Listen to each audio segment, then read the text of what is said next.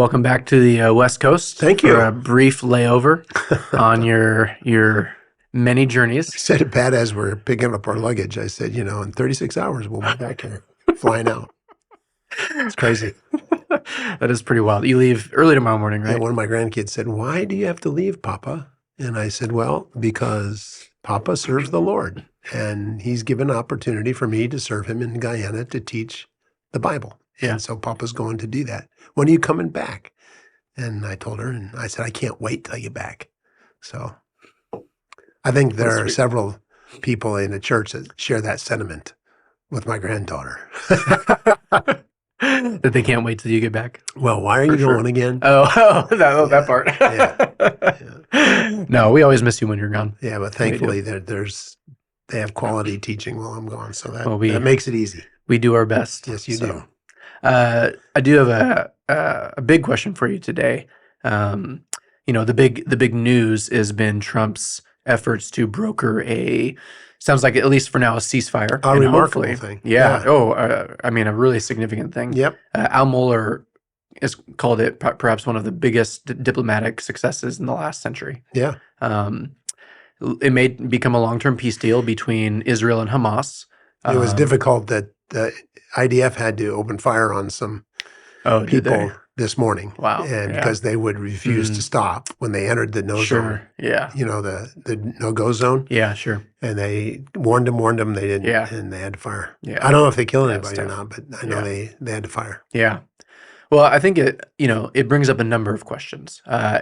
Questions just about the conflict in general. I know that there are certain schools of thought out there in the world about the morality of the conflict.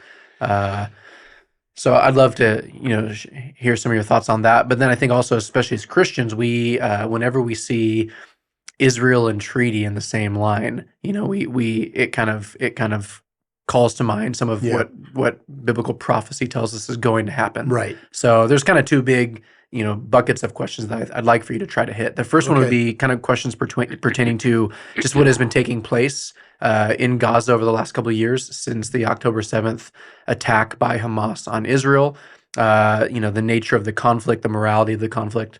A lot of people are accusing Israel of genocide. Is that a fair accusation? From a biblical Christian perspective, maybe help clear the situation up a little bit for us as best as you're able.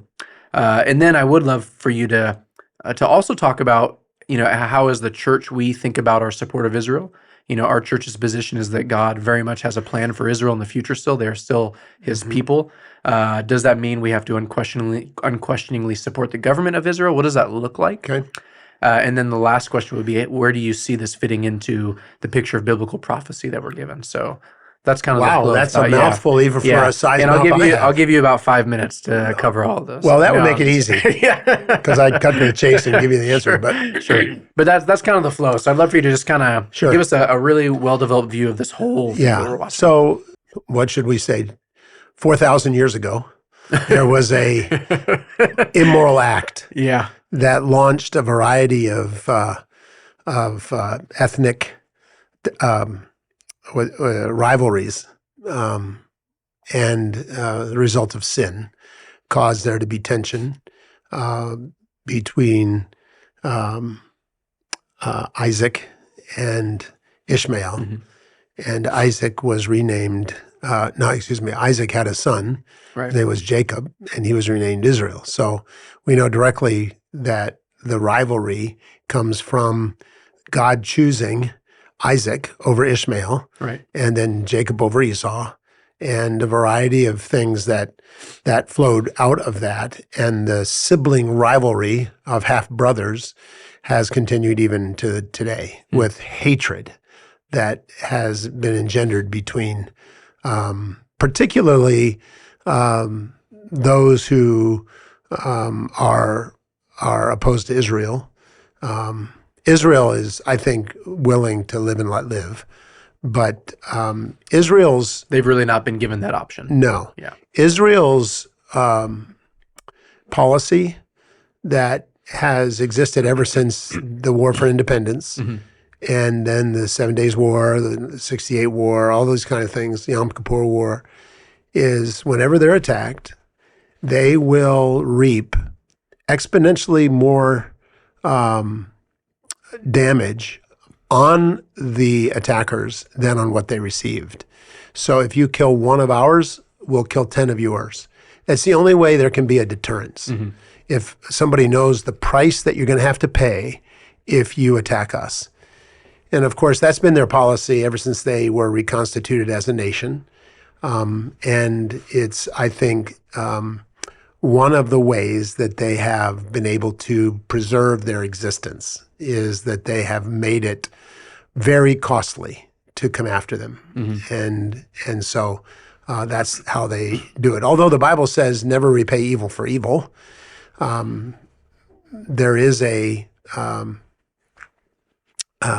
just war theory or perspective that allows a nation to protect itself. So in terms of not being the aggressor, but being defensive in your posture is just. So whatever you need to do to protect yourself against a perpetrator or an enemy who is attacking you, I think, the just war perspective says that's okay. Right. You can take up arms to defend yourself. And Israel is facing a terrorist group whose commitment is to wipe out Israel. That is their stated commitment. Yeah, right.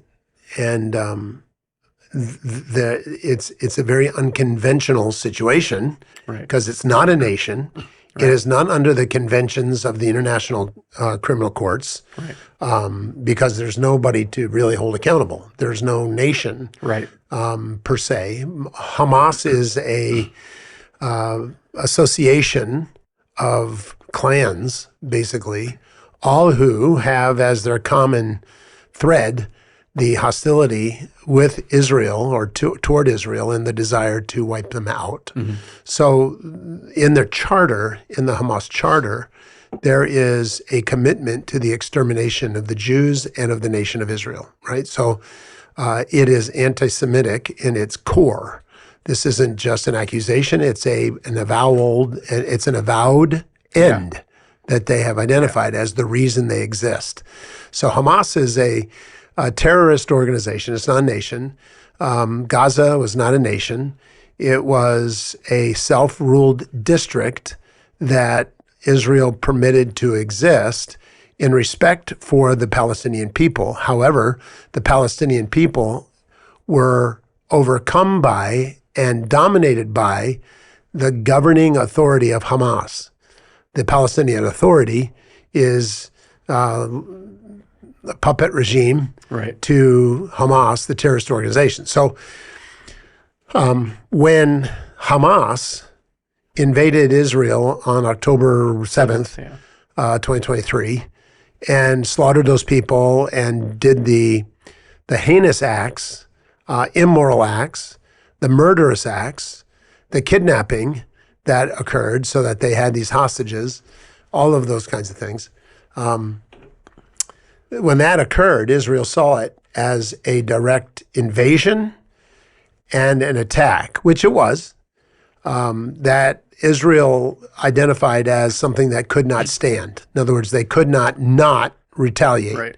They had to retaliate, and they had to retaliate in such a way that the cost to the Palestinians, or specifically Hamas, was much greater than the cost to the Israelis. Yeah, because if you don't respond that way, what you will teach them is you can do this again. Right, right. Now, the moral dilemma is the ethical poverty of Hamas, where Hamas embedded itself in and among the Palestinian people in order to shield themselves from any attack, with the thought that if Israel did attack, then they would be accused of murdering civilians and innocents, which is the very accusation that exists here, that's saying that Israel is committing genocide. Which, by the way, I have to add that the international criminal courts have not levied the accusation of genocide. There have been individuals who have, but the court itself has not. So there has been no charge of genocide against Israel at this point. They recognize that Israel is not responsible for what Hamas does with its people. So the Palestinians are being utilized as shields. They're putting their headquarters in hospitals or below hospitals. They're putting it into mosques and other things where if Israel attacks them, Israel will be immediately identified as slaughtering innocents and bombing hospitals and other things. So, and Israel's response to that is that the Palestinians need to flee. That was a problem because there was nowhere for them to go. Right. Egypt closed their borders. Right. Yeah, none of the neighboring countries would take them. No, yeah. Which you wonder whether they're in league with Hamas, because by not allowing the Palestinians to flee, even if they would be cordoned off in some area, but allowed to escape the treachery of Hamas, then Israel would be able to go in and wipe out Hamas. Right. They would have been removing the human shield that Hamas was hiding behind. Yeah. In that they weren't willing to remove the human shield, you wonder whether they were trying to protect Hamas. I don't know. I'm not what I would consider to be an expert in international relations. International relations. Yeah. But you just wonder, why would they not allow, if they really cared about these Palestinian people, why didn't they allow them to leave? Mm-hmm. Because what they did is thereby they armed Hamas with these shields. Mm-hmm. And Israel said, I'm sorry, but we have to take out Hamas. And it's unfortunate that these people are here, and we grieve over the fact we don't intentionally kill any of them. We're going after Hamas. And wherever Hamas goes, we're going to go there. We're going to get them. We're going to eradicate them. Because until we do, it's only a matter of time until they reconstitute and refortify and rearm and come at us again. So Israel said, we're not going to let that happen. For our own defense, we must eliminate Hamas. Right. And that has resulted in the tragic deaths of innocent people, for sure. Yeah. And the option, however, is to allow Hamas to continue to exist as an avowed enemy that is committed to your extermination and the extermination of your people. Right. So it would be unthinkable to the Jewish people to allow themselves to permit such an enemy to continue to exist. Yeah. If and since that enemy has demonstrated that it is not willing to abide by a live and let live policy. Right. So prior to October 7th, they did not go after Hamas. Right. There was they were living and let live because Hamas was living and allowing to live, and there wasn't any incursion or violence being done. Although they probably were sponsoring individual terrorist attacks, small-scale things that didn't rise to the level of what happened. Mm-hmm. But basically, Hamas gave Israel a green light now to go after them, similar to how Osama bin Laden and company, the Taliban, by picking on America on September 11th, 2001, the American people said, no, we have to make them pay. I mean, justice needs to be served. Right. And so that justice was the elimination of Taliban and Osama bin Laden. Yeah. But we couldn't finish the job.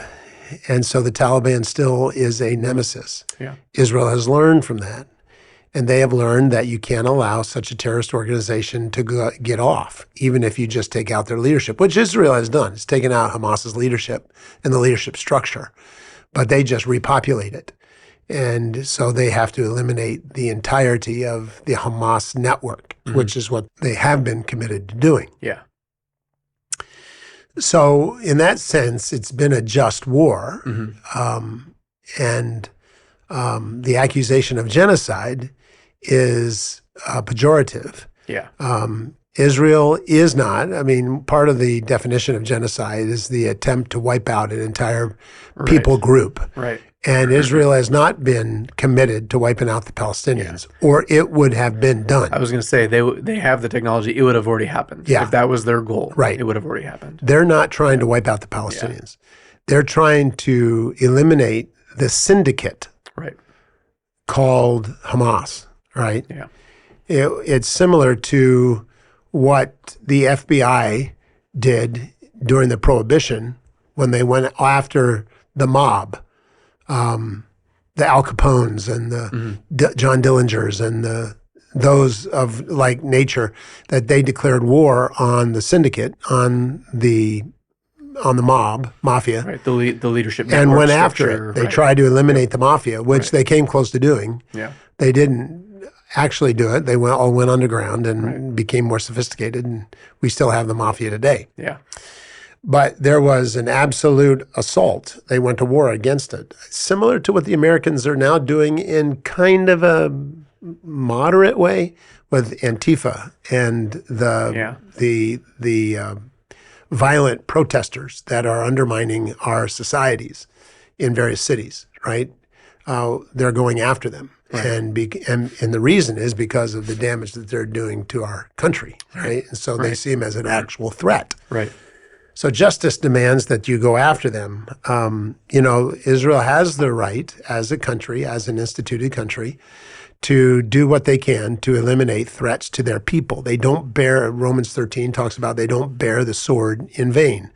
The scriptures talk about if you kidnap someone, that's a capital offense. Right. In Exodus, 21 or wherever, there is that, element in the law that says that that's just, right? So you go after those who kidnap and you kill the evildoer. Right. It's interesting also that there's a lot to be said about the value of a society and the legitimacy of a society that shows value to life versus and the disparity toward those that don't show a value to life. Right. For instance, Israel considers 50 hostages. Yeah. I think it was 20. Yeah, to be equivalent to 1,900. I think it was. Yep, it was like 1,900 prisoners that they exchanged. Right, 1,900 prisoners who are guilty of crimes. Right. Versus innocent hostages. Innocent hostages. Yeah. And so Israel considers, let's say it is 20 or whatever it is, it's very disproportionate, right? So they're saying these 20 are worth those 1,900 to send them back, right? So Hamas's view of the value of life is so limited that they'll use innocence as shields. So there's an argument on the part of Israel that Hamas is killing those people by putting them in front of the bombs, knowing the bombs are coming, putting those people in front of the bombs and missiles. And so Hamas is doing that. Israel's not putting them there. Hamas is putting them there. They say, well, Israel knows that they're there, and that's true. But they're not going after them per se by motivation. They're going after Hamas by motivation. And as horrible as it sounds, the innocents are collateral to the principle. The principle is Hamas. The collateral are the Palestinians. And that's always a feature of war. There's always collateral damage, and it's always sad and it's always horrible. But it is a reality of a fallen world where war is a reality. And it isn't to suggest that those lives aren't worth anything. Absolutely, they are. Yeah. But the collateral damage is something that is consistent in war. And to your point, Hamas started the fight, and Hamas could have ended the fight at any point, but they have chosen to persist, knowing that it was their people, allegedly, their people that are the ones that are receiving the brunt of the violence. Yeah. And I think people need to remember this is an asymmetrical war. There's no moral equivalent. Right. Yeah. And it's not instigation; it's retaliation. Right. Exactly. That's what I mean. They started it. It's a distributive justice as well as a retributive justice that is occurring. Yeah. No one is going to hold Hamas accountable except Israel. They're the only they're the only authority that would hold Hamas accountable, and they are. So that addresses the issue, and I think atrocities. The intent is not to destroy the Palestinian people, and that is the threshold for the accusation of genocide. Right. If they're intending to destroy the people, they're not. Israel has sent food in, water in. Of course, the networks and the Palestinian advocates that are paid for by Soros and so on are saying they haven't, and they're starving, and they're dying of thirst, and yet Israel is trying to send stuff in, and is being intercepted by Hamas. By Hamas, yeah, right? and they need the world's sympathies to be on the Palestinian people, so they're making the plight of the Palestinian people as difficult as they can. Right. That's on Hamas. That's not on Israel. Right. Israel has sought to relieve that, but Hamas has not permitted it. So Hamas is the guilty party. Hamas are the ones who are guilty. If anybody's guilty of genocide, it's Hamas, not Israel. And it is a helpful distinction to remember that this isn't to say that there aren't individual actors from amongst the IDF that would be guilty of what you might call a war crime, but on a state nation level, that is not. They have nowhere ever stated it was in their intention to wipe out the Palestinian people, nor have they done what you would have expected if they were. And if atrocities occur, those atrocities ought to be called out, right, and should be repented of by Israel if Israel commits atrocities.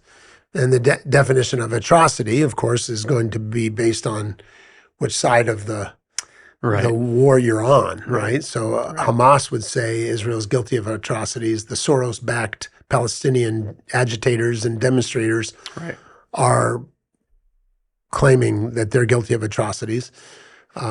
Israel is claiming that the misfortunes and accidents that have occurred that are being described as atrocities were not intentional things. Right.